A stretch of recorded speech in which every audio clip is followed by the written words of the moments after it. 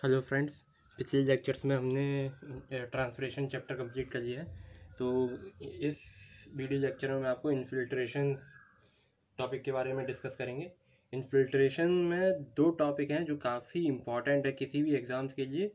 एक तो इन्फिल्ट्रेशन एक हॉटन कर्व है, एक है इन्फिल्ट्रेशन इंडेक्सेस है।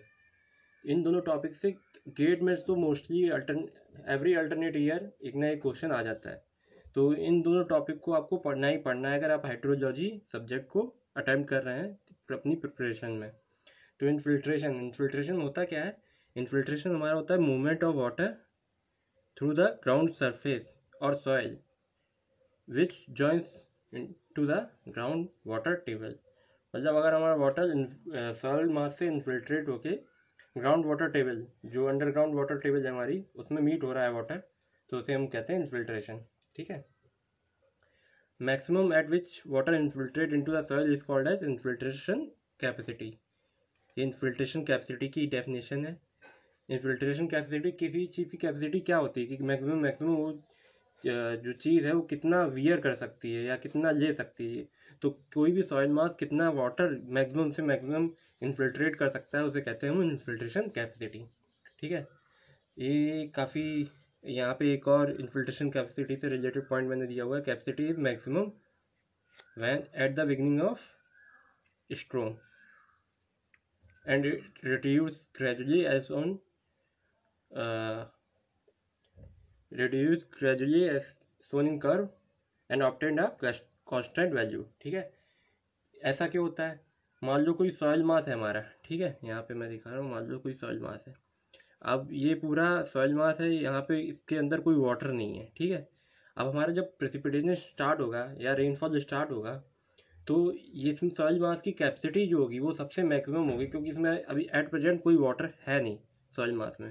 तो जितना वाटर रेनफॉल होगा वो इन्फिल्ट्रेट सबसे मैक्सिमम होगा। जब ये इन्फिल्ट्रेट सबसे मैक्सिमम होगा, जैसे जैसे रेनफॉल होता जाएगा, टाइम बढ़ता जाएगा, वैसे वैसे सॉइल मास में हमारा जो है वाटर स्टोर इन्फिल्ट्रेट होता जाएगा और जो पोर्स हैं, जो खाली पोर्स हैं, वो कम होते जाएंगे। तो इसलिए जो हमारा जो इन्फिल्ट्रेशन रेट होता है वो ग्रेजुअली रिड्यूस करता है जैसे जैसे हमारा प्रेसिपिटेशन या रेनफॉल का टाइम इंक्रीज होता है। और ये एक समय के बाद, एक टाइम के बाद कांस्टेंट हो जाता है, उसके नीचे ये डिक्रीज नहीं करेगा। ठीक है।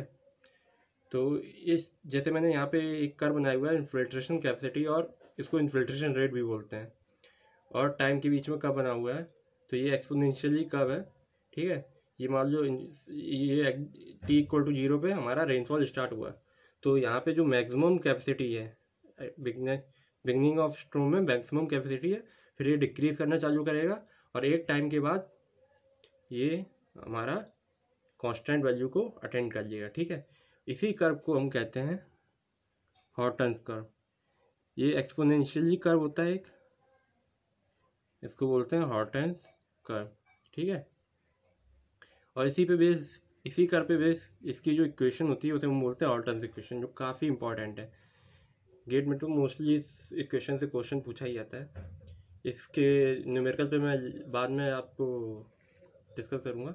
इसमें यहाँ इक्वेशन जो होती है वो होती है हमारी f t equal to F F plus F I minus F f की पावर इंटू ई की power minus k t. F f जो है वो हमारा है फाइनल फिल्ट्रेशन रेट, जो यहाँ पे फाइनल इन्फिल्ट्रेशन रेट या इन्फिल्ट्रेशन कैपेसिटी बोल रही है, जितना constant value at the end attend कर लेता है उसको बोलते हैं फाइनल इन्फिल्ट्रेशन कैपेसिटी और इन्फिल्ट्रेशन रेट। ठीक है।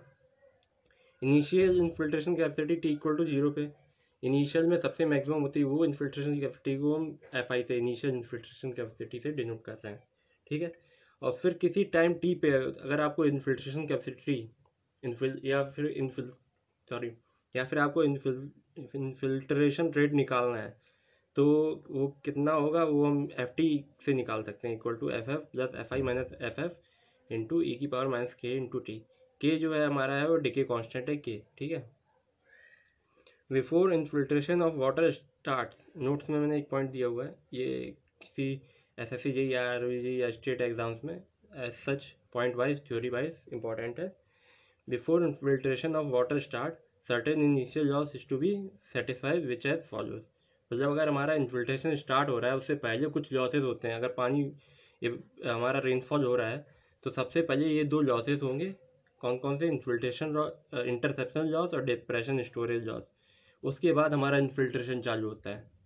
ठीक है, आपको अभी दिखाई नहीं दे रहा होगा, यहाँ पे 2 लॉसेस हैं, एक है इंटरसेप्शन लॉस, दूसरा है depression storage loss. Interception loss में क्या होता है? Water captured by vegetation buildings which goes back to the atmosphere as evaporation. ठीक है, ये हमारा होता है इंटरसेप्शन लॉस। और इंटरसेप्शन लॉस जो होता है हमारा 20 to 30% ऑफ रेनफॉल होता है। ठीक है, डिप्रेशन स्टोरेज लॉस क्या होता है? जो हमारे कुछ पिट्स होते हैं या सम्स होते हैं या डिचेस होते हैं, मतलब कुछ गड्ढे टाइप के होते हैं, उनमें कुछ वाटर स्टोर हो जाता है, उसके बाद हमारा इन्फिल्ट्रेट करना चालू करता है, उसे हम कहते हैं डिप्रेशन स्टोरेज लॉस। ओके, तो इन 2 स्टोरेज के बाद, लॉसेस के बाद हमारा इन्फिल्ट्रेशन चालू होता है। इन्फिल्ट्रेशन जो हमारा ऑर्टन्स, एक साइंटिस्ट थे, उन्होंने एक कर्व से डिफाइन किया था, और ऑर्टन्स कर्व भी बोलते हैं इसको, ऑर्टन्स इक्वेशन बोलते हैं। अब हमारा इसी ऑर्टन्स इक्वेशन पे बेस मैं आपको एक न्यूमेरिकल सॉल्व कराऊंगा। इससे आपको एट गेट में पूछा गया है ये क्वेश्चन। ये देखिए, infiltration capacity of the soil as follows the Horton's exponential model. यहाँ पे इक्वेशन दे दी हुई है मॉडल की, ऑर्टन्स कर्व की। एफ कहा गया है mm पर आवर में, टी है जो हावर्स में है हमारा, टोटल डेप्थ ऑफ इन्फिल्ट्रेशन निकालना है और एवरेज इन्फिल्ट्रेशन रेट निकालना है during the first 40 minute of a storm. अब देखिए, यहाँ पे मोस्ट ऑफ स्टूडेंट क्या गलती करते हैं एग्जाम में, मैंने देखा है इस न्यूमेरिकल में एक मिस्टेक बहुत करते हैं स्टूडेंट्स। उनको इक्वेशन याद होता है, सब कुछ याद होता है, लेकिन सबसे ज़्यादा मिस्टेक वो क्या करते हैं, आपको जैसे ये इक्वेशन दी हुई है टी इक्वल टू 40 मिनट पे पूछा हुआ है, तो सीधा यहाँ पे टी की वैल्यू रख देते हैं। यहाँ पे जो कांस्टेंट है वो हमारा टी जो है पर आवर्स में है, यहाँ पे मिनट में दिया हुआ है। तो अगर 40 मिनट को आवर में कन्वर्ट करेंगे तो 40 डिवाइड 60 0.67 आएगा। ठीक है, 0.67 को 3/2 से मल्टीप्लाई करेंगे तो हमारा 1 आएगा। e की पावर -1, यहाँ पे टी इक्वल टू 40 रखेंगे तो e की power -1, okay, multiply by 29 plus 30। आपका आंसर जो है, सॉरी 30 नहीं, 13 दिया हुआ है, प्लस 13, आपका आंसर जो है 23.67 आया है। और आपको गेट में जो है पहला ऑप्शन ही, जो कि मैं कह नहीं रहा हूँ, ये एट एक्चुअल गेट का क्वेश्चन है, पहला ऑप्शन ही यही था, तो आप इसको टिक कर देंगे, जो कि एकदम रॉन्ग है, रॉन्ग अप्रोच है। इसमें देखिए क्वेश्चन बोला क्या है, क्वेश्चन बोला है infiltration rate during the first 40 minute, यानी at the time of 40 minute नहीं बोला है, 0 से लेके 40 मिनट में जो हमारा इन्फिल्ट्रेशन हो रहा है उनका समेशन करके आप टोटल पहले 40 मिनट में कितना इन्फिल्ट्रेट हुआ वाटर, तो टोटल 40 मिनट में निकालना है हमें इन्फिल्ट्रेट कितना हुआ, तो इसको हमें क्या करना पड़ेगा, इंटीग्रेट करना पड़ेगा इस इक्वेशन को। तो फर्स्ट टी पीरियड में इंटीग्रेट करेंगे, 0 से टी में इंटीग्रेट करेंगे dt, तो ये आएगा हमारा। और टोटल इन्फिल्ट्रेशन 40 मिनट्स निकालना है, 40 मिनट्स में, यानी हमें टी जो है आवर्स में, तो पहले आवर्स में कन्वर्ट करेंगे तो 2/3 आवर्स हो गया, e की पावर -1 हो गया। और इसको अगर सॉल्व करेंगे, यहाँ पे 2/3, यहाँ पे हमारा 2/3 से 0, लिमिट्स रखेंगे, पुट ऑन करेंगे यहाँ पे, तो f की वैल्यू आ जाएगी 20.89 mm। ये तो आ गया हमारा infiltration, total depth of infiltration कितना हुआ 0 से 40 मिनट, टोटल 40 मिनट्स में।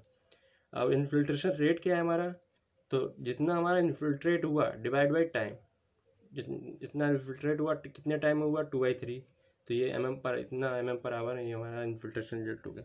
तो इस तरह के क्वेश्चन हमारे इन्फिल्ट्रेशन पे बेस पूछे जाते हैं एग्जाम्स में, आप इस पर ध्यान दीजिएगा। मैं नेक्स्ट लेक्चर में आपको बहुत ही इंपॉर्टेंट टॉपिक जो है इन्फिल्ट्रेशन इंडेक्सेस है उन पर डिस्कस करने वाला हूँ, काफ़ी इंपॉर्टेंट टॉपिक है वो, तो उस पर ध्यान दीजिएगा।